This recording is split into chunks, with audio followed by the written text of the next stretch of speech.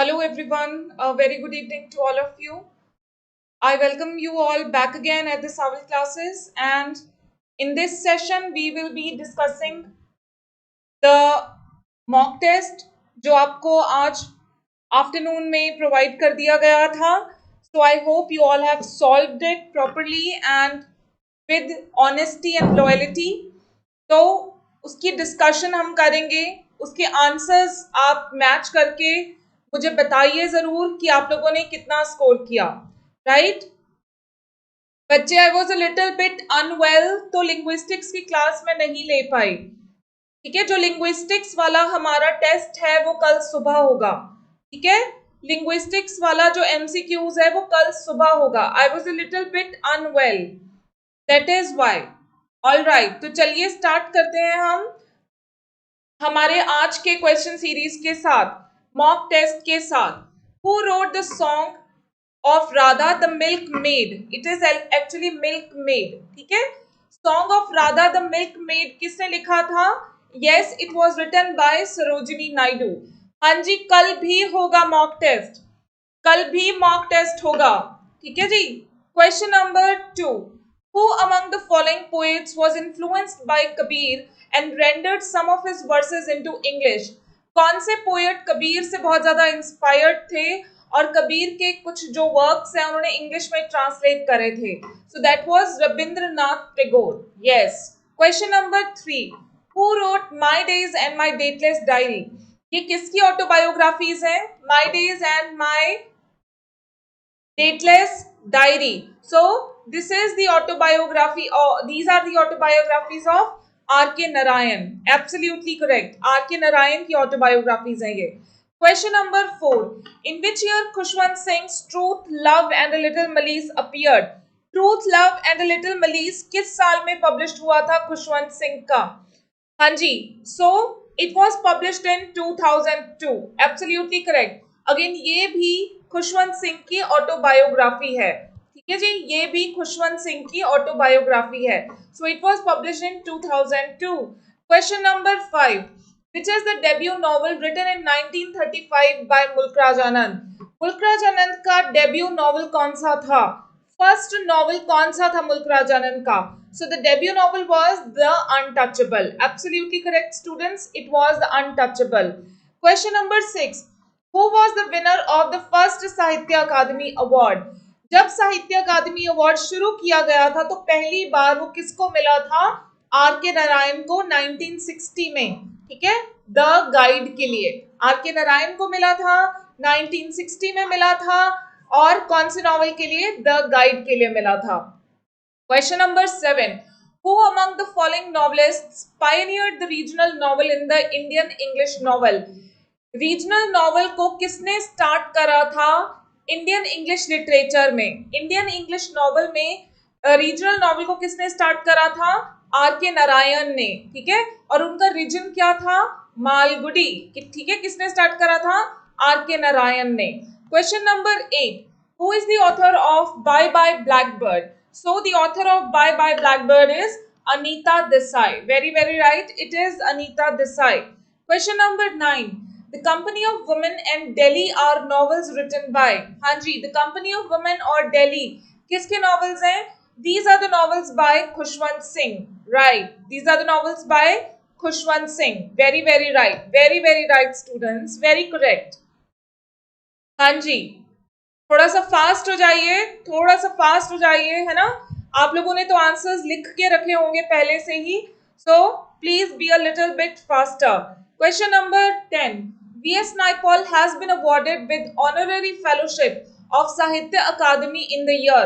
हाँ जी, honorary fellowship. साहित्य अकादमी ने honorary fellowship कब दी थी V.S. Naipaul को? So it was given to him in 2010. Yes, 2010 में मिली थी. चलिए, question number 11. The story in the book God of Small Things is based in which state? कौन सी स्टेट की कहानी है गॉड ऑफ स्मॉल थिंग्स? जगह का नाम आइमनम है. ठीक है, ये हम कहानी में पढ़ चुके हैं. ठीक है, जगह का नाम आइमनम है और वो कहाँ पे होता है, किस स्टेट में? It is in Kerala. Very, very right, it is in Kerala. Question number 12. Mulk Raj Anand believed in the theory of, Mulk Raj Anand इनमें से कौन सी थियोरीज में बिलीव करते थे? हाँ जी, कौन सी थियोरीज में बिलीव करते थे Mahatma Gandhi? Yes, it was art for life's sake, right? Art for life's sake. Question number 13. Who calls Spencer the poet's poet? Spencer को poet's poet किसने कहा था? हाँ जी, Spencer को poet's poet किसने कहा था? Spencer was called poet's poet by Charles Lamb. Very, very right. Charles Lamb ने बोला था poet's poet. Question number 14. A critic says that Faerie Queene is downright flattery, gross, shameless, lying. Who is this critic? किसने इस words के साथ जो है फेरी queen को क्रिटिसाइज करा था? किस क्रिटिक ने इन वर्ड्स के साथ क्रिटिसाइज करा था फेरी क्वीन को कि फेरी क्वीन जो है सरासर सिर्फ फ्लैटरी है, ठीक है, ये ग्रॉस है, बहुत ही अजीब है, राइट, शेमलेस है. It was by F.R. Levees. It was levees, right. जो बच्चे लीवीज जवाब दे रहे हैं उनका आंसर बिल्कुल करेक्ट है. It was by F.R. Levees. आप गूगल पे चेक भी कर सकते हैं. Question number 15. To which theater was Christopher Marlow associated? Christopher Marlow किस थिएटर के साथ associated थे?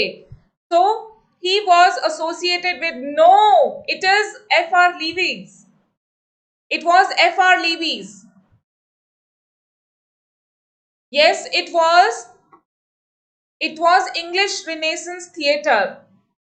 It was English Renaissance Theatre. Yes. Question number 16. Which one of the following plays of Christopher Marlow tells the story of the disposition of a king by his barons and the queens? ठीक है बच्चे, मैं दोबारा check कर लूंगी. Just give me some time. अगले lecture में ही मैं आपको क्लियर कर दूंगी, ठीक है? मैं आपको अगले लेक्चर में ही क्लियर कर दूंगी.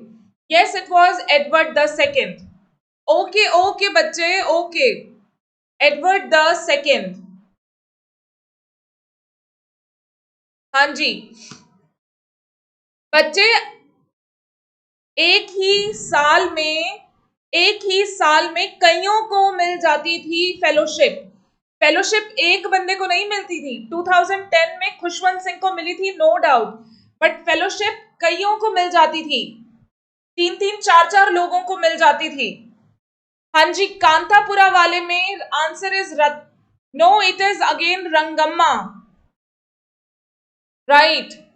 Yes, even I am sure of this Khushwinder, that Leavis ही करेक्ट है. मैंने भी सुबह ही पढ़ा है, जब मैं आपके क्वेश्चंस बना रही थी तब मैंने दोबारा से पढ़ा है. It is Lewis. चलिए मैं फिर भी एक बार दोबारा चेक करके वेरीफाई कर दूंगी, ठीक है जी. Question number 17. Who called Shakespeare an upstart crow beautified with our feathers? हाँ जी, किसने upstart crow बोला था शेक्सपियर को? The upstart crow. शेक्सपियर को किसने बोला था? रॉबर्ट ग्रीन ने, राइट, रॉबर्ट ग्रीन ने. Question number 18. Shakespeare's King Lear was given a happy ending by one of the following playwrights. Identify the playwright. Happy ending King Lear को किसने दी थी? और ये तो हम बहुत बार डिस्कस कर चुके हैं. Thank you so much Priyanka, thank you so much for all the appreciation, for all the love. I am doing it for all of you. I am doing this what ever I am doing. भगवान मुझे ये ताकत दे रहे हैं कि मैं आप लोगों के लिए उतनी ही मेहनत करती जाऊं, ठीक है, और आप लोग मुझसे दुगनी मेहनत करके इस एग्जाम को क्रैक करें. Yes, it is Nahum Tate. Question number 19. Frailty, thy name is woman. In which play does this line occur? हाँ जी, Frailty, thy name is woman. किस play की line है ये? Yes, this is taken from Hamlet. Right, this is taken from Hamlet. और वो किसके लिए बोल रहा होता है? अपनी मदर के लिए, अपनी मदर के लिए बोल रहा होता है. Frailty का नाम होता है weakness, ठीक है. उसकी मदर वीक पढ़ के ही तो अपने हस्बैंड के मर्डरर के साथ शादी कर लेती है ना. उसकी मदर वीक पढ़ के ही अपने हस्बैंड के मर्डरर के साथ शादी कर लेती है. सो वो अपनी मदर के लिए बोलता है. यस, गर्ट्रूड के लिए बोलता है ये line, right, that You are a weak woman. चलिए, question number 20. Whose characteristic method was first the shock, then the ingenious development of thought? किसका मेथड था ये अपनी पोइट्री को लिखने का? पोइट्री को लिखने का किसका मेथड था ये? So it was the method of John Donne. Yes, John Donne. कि पहले तो शॉक कर देना, जो इनके कंसीट्स, ठीक है, जो ये कंसीट्स यूज करते हैं, अपने कंसीट्स से पहले तो रीडर को शॉक कर देना कि ये कैसा अजीब सा मैच है. लवर्स को कंपस से कंपेयर कर दिया, लवर्स को फ्ली से कंपेयर कर दिया, ठीक है. तो पहले शॉक कर देना, बट फिर उसी से थॉट को डेवलप कर देना. ठीक है जी. Question number 21. Dryden was held as the father of English criticism. Who held him thus? Dryden को फादर ऑफ इंग्लिश क्रिटिसिज्म किसने कहा था? किसने कहा था? डॉक्टर सैमुअल जॉनसन ने. बच्चे, आप I will inform sir and आप लोगों को मिल जाएंगे शाम तक, थोड़ी देर में मिल जाएंगे. ठीक है जी. Yes, it was doctor Johnson. Question number 22. Name the woman Samson Agonistes loved and who betrayed him. Samson Agonistes कौन सी वुमेन को लव करता था जिसने उसको बिट्रे किया था? So that woman was Delilah. Right again, that woman was Delilah. Question number 23. Fame is the last infirmity of the noble mind. In which poem of Milton does this line appear? Fame is the last infirmity of the noble mind. कि जो fame है वो Nobel से Nobel mind को inform, week कर देता है. Popularity जो है, it was in Lycidas. Very right. It was from Lycidas. Question number 24. Who said the style of Paradise Lost is lofty and exalted and show the influence of Latin writers? किसने बोला Paradise Lost के बारे में that it is lofty and exalted and show the influence of Latin writers? Yes, it was Ligius. Very, very right. It was said by Ligius. Question number 25. Who is called the father of English classical comedy? Who is called the father of English classical comedy? Yes, it is Ben Jonson. Very, very right. The Ben Jonson is called the father of English classical comedy. Question number 26. Which humor stands for melancholy according to Johnson's theory of humors? Melancholy को कौन सा humor represent करता है? Yes, it was black bile. Very right, it was black bile. Question number 27. Of which club Alexander Pope was a member? Alexander Pope किस club के member थे?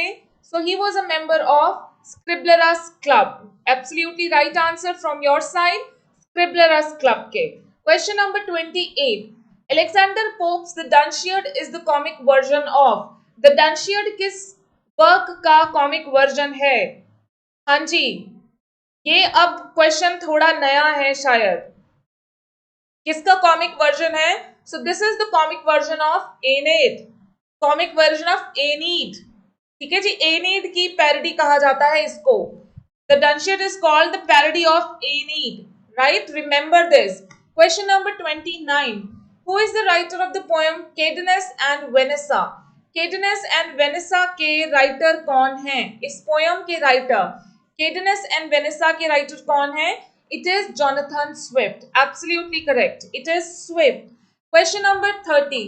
Who is known as the noblest purifier of English literature? Noblest purifier of English literature किसको कहा जाता है?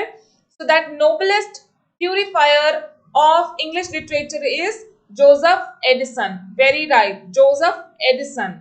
Yes, it is Joseph Addison. Question number 31. Complete the title of Henry Fielding's novel An Apology to the Life of Mrs. Pamela Andrews, Shamila Andrews, Clarissa, या none of these? Yes, absolutely correct answer. An apology to the life of Mrs. Shamila Andrews. Right. जो कि Pamela की parody है. ठीक है, जो कि Pamela की पैरोडी है and it is written by Henry Fielding. Right. किसका नॉवल है ये? शमेला, हेनरी फील्डिंग का. चलिए, question number 32. Which of these was Richardson's third and last novel written in the form of letters? कौन सा थर्ड और लास्ट नॉवल था Richardson का जो उन्होंने लेटर्स की फॉर्म में, एपिस्टलरी फॉर्म में लिखा था, राइट? तो yes, that was sir Charles Grandison, absolutely correct. Question number 33, poetry is the spontaneous overflow of powerful feeling. Very very important quote from preface to lyrical ballads, right? ये किस में आती है? ये आती है प्रीफेस टू लिरिकल बैलेट्स में। And who wrote this? It was written by William Wordsworth. Very, very right. Question number 34. S.T. Coleridge belonged to the group of, किस ग्रुप को बिलोंग करते थे S.T. Coleridge? So, S.T. Coleridge belonged to the group of older romantic poets. Yes, he belonged to the older romantic poets. Question number 35. Which creature is killed by the mariner in the rhyme of the ancient mariner? जिसकी वजह से he becomes cursed, जिसकी वजह से जो mariner है वो cursed हो जाता है। कौन से क्रीचर को वो मारता है? So yes, that is an albatross. Very very right, albatross को मारता है वो। Question number 36, Blake was writing poetry around the end of which century? Blake जो है किस सेंचुरी के एंड में पोइट्री लिख रहे थे? So yes, he was writing poetry around the end of 18th century, right? Yes, he was writing poetry. देखो उनकी पोएम्स, अगर हम इनोसेंस और एक्सपीरियंस की बात करते हैं तो 1789 में कोई पब्लिश हुई है, 1794 में, ठीक है? तो ये सारी 18th सेंचुरी में आ जाती हैं। Question number 37, William Blake's little black boy advocates for, किस चीज के फेवर में है विलियम ब्लेक की ये poem little black boy? So little black boy is in the favour of the equality of all people. Very very right, ठीक है? It is about equality of all people. Very right. Question number 38, Madeline is the heroine of the narrative poem of Keats. Which poem? Madeline Keats की कौन सी poem की heroine है? हाँ जी, Madeline Keats की कौन सी poem की हीरोइन है? She is the heroine of Eve of Saint Agnes. Very, very right. Eve of Saint Agnes. Question number 39. Keats' volume of the poem of 1817 was dedicated to. 1817 की अपनी जो volume of poems थी Keats ने किसको dedicate करी थी? So they were dedicated to Leigh Hunt. Very, very right. Leigh Hunt को dedicate करी थी।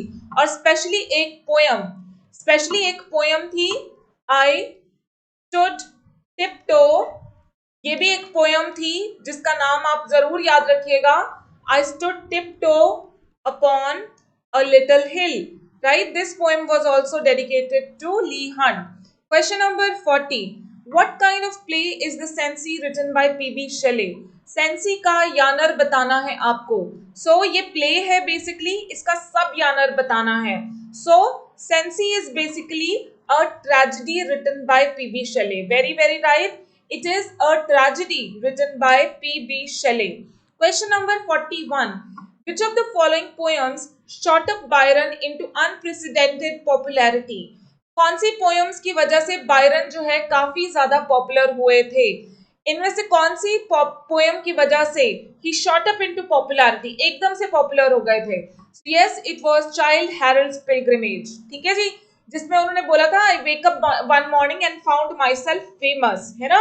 जहां पे उन्होंने वो लाइन भी बोली थी I woke up one morning and found myself famous. So that is, he became famous for Childe Harold's Pilgrimage. Question number 42. Who was the first novelist in England known for pure novels? इनमें से कौन से writer pure novels के लिए जाने जाते हैं? Pure novels के राइटर कौन जाने जाते हैं? Yes, it is Jane Austen. Very, very right. Jane Austen is known for the pure novels. Right. Pure novels के लिए कौन जाने जाते हैं? Jane Austen. Yes, it is Jane Austen. Question number 43. Which of these was the last finished novel of Walter Scott? इनमें से Walter Scott का last finished novel कौन सा था? Which of these was the last finished novel of Walter Scott? So that was The Siege of Malta, right? The Siege of Malta was the last finished novel of Walter Scott. Okay. Question number 44. What was Mary Shelley's maiden name? Means जब वो unmarried थी तो उनका नाम क्या था? Unmarried थी तो उनका पूरा नाम क्या था? Mary Wollstonecraft Godwin, right? उनका मेडन नेम था Mary Wollstonecraft Godwin. All right. Question number 45. Who does Wollstonecraft compare women to in regard to weakness? Wollstonecraft women को किसके साथ कंपेयर करती है जब वो वीकनेस की बात करती है? That women are as weak as military men. ठीक है, सोल्जर्स के साथ कंपेयर करती है. यस, सोल्जर्स के साथ कंपेयर करती है, जैसे हमने शॉ के आर्म्स एंड द मैन में पढ़ा था.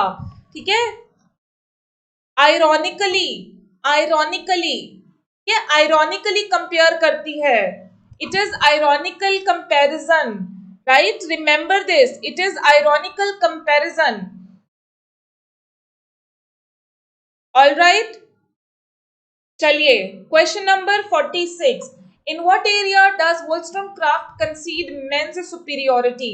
वोllstonecraft मेन को किस मामले में सुपीरियर मानती है? हाँ जी, मैरी वोllstonecraft मेन को इनमें से किस मामले में सुपीरियर मानती है? Yes, it is reason, right. हम लोगों ने क्योंकि पहले इस क्वेश्चन को अलग तरह से पढ़ा था, हमने पहले इस क्वेश्चन को अलग तरह से डाला था कि वोllstonecraft क्या कहती है कि औरतों को क्या अलाउ नहीं करा जाता, तो उनको थिंकिंग कैपेसिटी, ठीक है, उनको जो है रीजन नहीं करने दिया जाता, उनको थिंक नहीं करने दिया जाता, उनको आर्ग्यू नहीं करने दिया जाता. ठीक है, no, we have discussed it earlier as well, so it is coming from the same question. Question number 47. The angel about angel whom Abu Ben Adam saw was Abu Ben Adam, जो कि, तो correct कर लीजिए उसको बस. अब आज कोई मिस्टेक नहीं है, आज कोई मिस्टेक नहीं है. मैंने दो दो बार चेक करे हैं, मैंने दो दो बार चेक करे हैं पक्का से.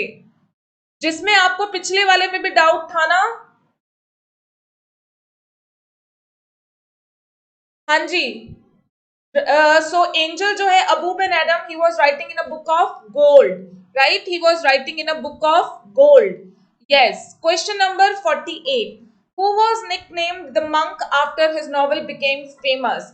हाँ जी, ये तो बड़ी आसानी से सवाल का जवाब देंगे आप. किसको मंक कहा जाता था? So it was Matthew Gregory Lewis. Absolutely correct, it was Matthew Gregory Lewis.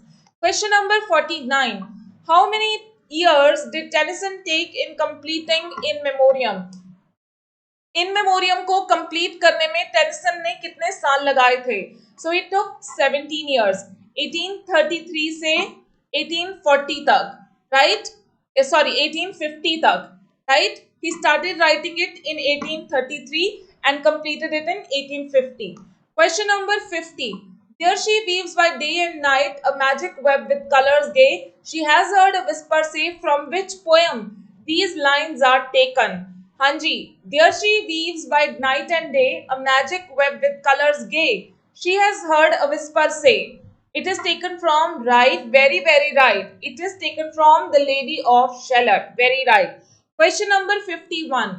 Who was Fra Lippo-Lippi, on whom Browning has written a famous monologue? Fra Lippo Lippi basically कौन थे जिनके लिए ये मोनोलॉग लिखा है ब्राउनिंग ने? So he was a renowned painter. Yes, he was a renowned painter like Andrea del Sarto. Okay ji, he was a renowned painter. Question number 52. Which of the following poems is included in Browning's dramatic lyrics? इनमें से कौन सी poem browning के dramatic lyrics का part है? कौन सी poem? Yes, it is all of these. The Pied Piper, इसको correct कर लीजिए. It is the Pied Piper of Hamlen, Porphoria's Lover, My Last Duchess. So all of these is the absolutely correct answer. Question number 53. Arnold's Culture and Anarchy deals with the subject of.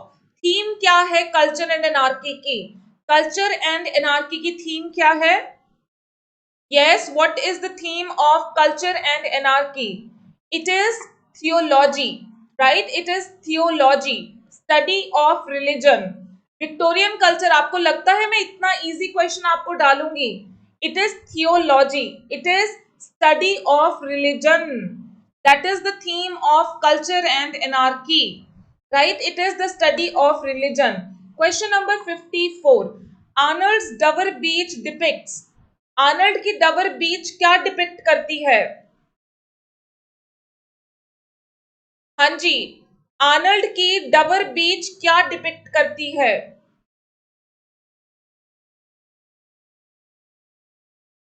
बच्चे theology study ही तो हो गई, education ही तो हो गई। अरे आप लोग एक टिपिकल वर्ड के साथ क्यों जुड़ जाते हो? Education, study, study of religion, theology. Faustus ने भी तो स्टडी करी थी थियोलॉजी। अरे थियोलॉजी स्पेसिफिकली क्यों है? Because it is study of religion.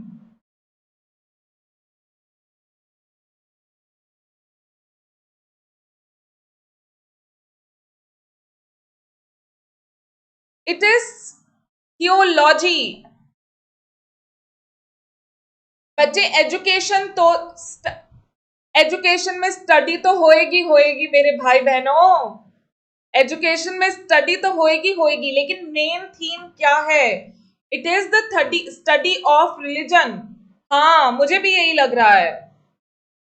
चलो, क्वेश्चन नंबर 54 में डबर बीच क्या डिपिक्ट करती है? ये डिपिक्ट करती है मॉडर्न कंडीशन को, राइट, मॉडर्न कंडीशन को। Question number 55,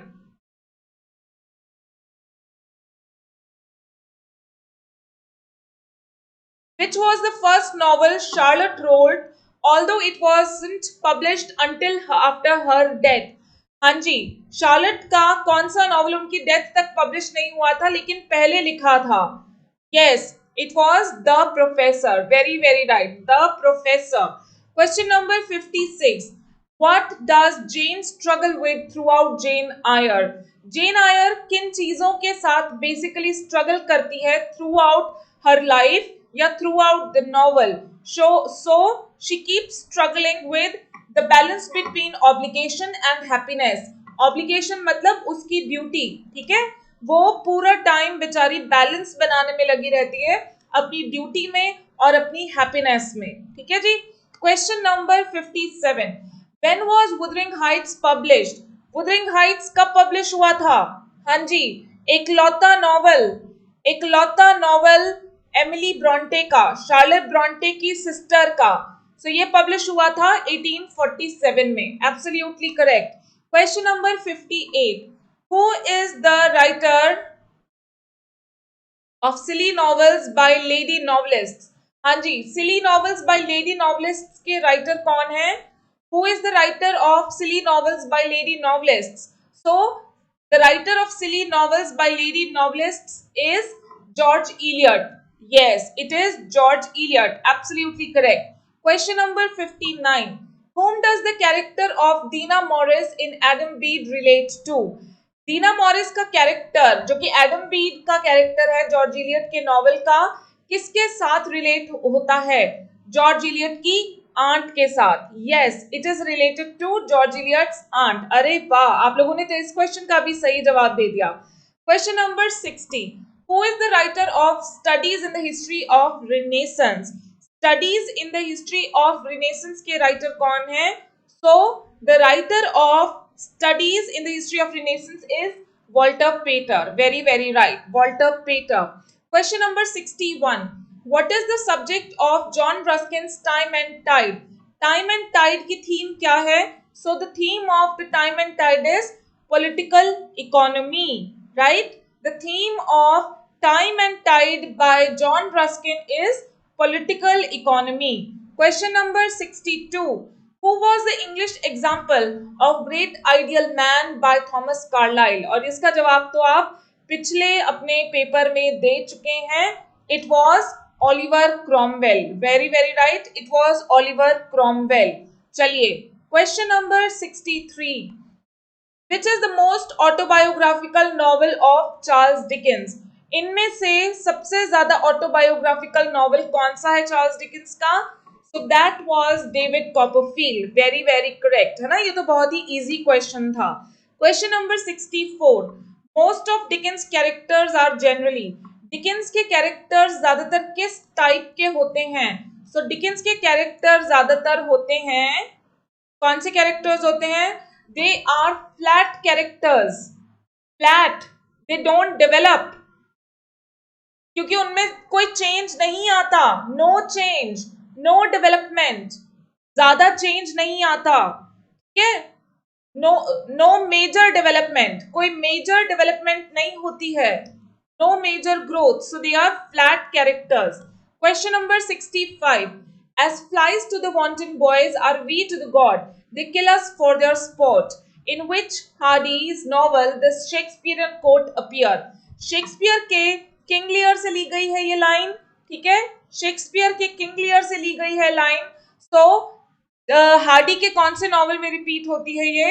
it repeats in tens, yes, ठीक है, टेस में, टेस ऑफ द डर्बेविलिस में, ठीक है, टेस ऑफ द डर्बेविलिस में रिपीट होती है शेक्सपियर के ये प्ले की line. Question number 66, Hardy gives to one of his novels the title Far from the Madding Crowd. Far from the Madding Crowd title जो है कहां से लिया गया है? So it is taken from Gray's Elegy written in a country churchyard. Very, very right. Gray's Elegy written in a country churchyard. Question number 67.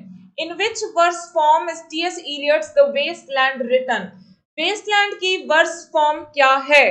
Wasteland की verse form है free verse, right? It is written in free verse. चलिए, question number 68. From where the epigraph of the love song of J. Alfred Prufrock is taken? हाँ जी, epigraph कहाँ से लिया है love song of J. Alfred Prufrock का? T.S. Eliot ने, T.S. Eliot ने love song of J Alfred Prufrock का कहां से लिया है एपिग्राफ? दांते के इन्फर्नो से। वेरी वेरी राइट, दांते के इन्फर्नो से।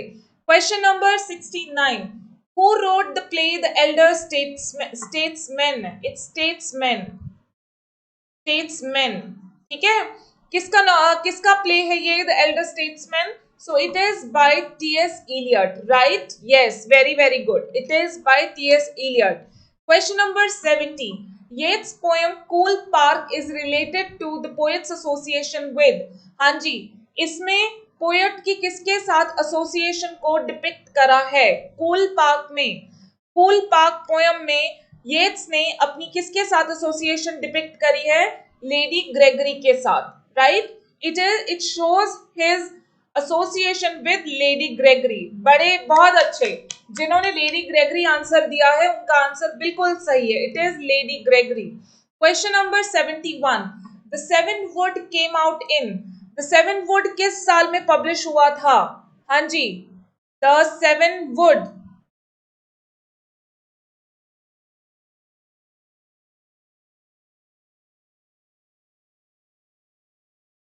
हाँ जी, in the seven woods, actually ये पूरा नाम था इन द सेवन वुड्स। तो ये पब्लिश हुआ था 1903 में, राइट? ये पब्लिश हुआ था 1903 में, और ये भी W.B. येट्स का वर्क है, राइट? ये भी W.B. येट्स का वर्क है।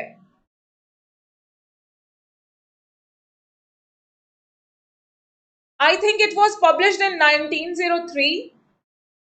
Yes, it was published in 1903. All right. Question number 72. What is the central theme of Shaw's Man and Superman?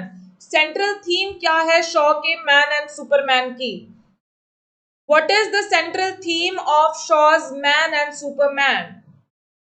हाँ जी, जल्दी जल्दी बताइए।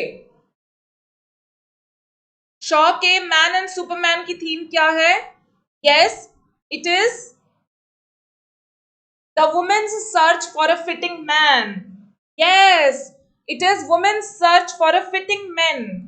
जिन्होंने समरी पढ़ी है, इट मीन्स वो सही जवाब दे रहे हैं। हाँ जी, जिन्होंने थोड़ा कुछ पढ़ा है वो बिल्कुल सही जवाब दे रहे हैं। Yes, it is the woman's search for a fitting man, for an appropriate man. Question number 73. Shaw draws his ideas for his play Man and Superman from the philosophical doctrines of? किसकी theory से जो है शॉ ने अपने ideas लिए थे इस play के लिए. So he draws the ideas from the theory of Nietzsche, right. He draws the idea from Nietzsche. Very, very right. अब सभी का आंसर बिल्कुल सही है इस time. Question number 74. What was the nickname of Virginia's family? What was the nickname Virginia's family gave her due to her mischievous nature?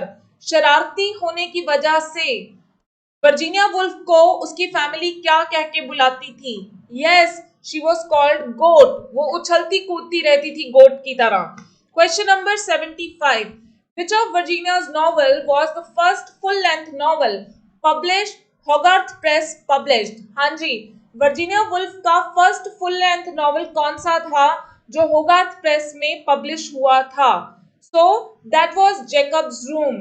Yes, that was Jacob's Room. जो पहला novel Virginia Woolf का होगार्थ press में publish हुआ था, that was Jacob's Room. Question number 76. Where was David Herbert Lawrence born in 1885? David Herbert Lawrence का birth कहाँ पे हुआ था? So डेविड हर्बर्ट लॉरेंस का बर्थ हुआ था नटिंगमशायर, इंग्लैंड में. ठीक है, he was born in Nottinghamshire, England. All right. Question number 77. Who said life is ours to be spent, not to be saved? कि जिंदगी को जियो, बचा के क्या करना है जिंदगी को, है ना? So who said life is ours to be spent, not to be saved? So this was again by D.H. Lawrence. ठीक है, ऐसी सोच D.H. Lawrence की ही हो सकती है. All right. Question number 78. With whose help did Lawrence write Sons and Lovers? Sons and lovers किसकी help से कंप्लीट किया था D.H. लॉरेंस ने? So he completed Sons and Lawrence with the help of Jessie Chambers, right? अपनी girlfriend Jessie Chambers की help से complete किया था. जेसी चेम्बर्स की हेल्प से कंप्लीट किया था. Question number 79. What is the pen name of Joseph Conrad? Pen name क्या है जोसेफ कॉनरेड का? हाँ जी, can anybody tell me? What is the pen name of Joseph Conrad? It was Joseph Conrad only. देखो, I played a game with you all. मैंने आप लोगों के साथ एक गेम खेली. It was Joseph Conrad only. Yes. Question number 80. In which novel by Conrad the character Jewel appears? Joule नाम का कैरेक्टर कॉनरेड के कौन से नॉवल में अपीयर होता है, होती है? In fact she is a female. हाँ जी, किस नॉवल का कैरेक्टर है joule? So that is in Lord Jim. Very very right. ठीक है जी, तो हम मिलते हैं वापस थोड़ी ही छोटी सी एक ब्रेक के बाद. ठीक है जी, तो बाकी के क्वेश्चंस के आंसर्स मैं बताऊंगी आपको. So will see you back in some time. Thank you so much all.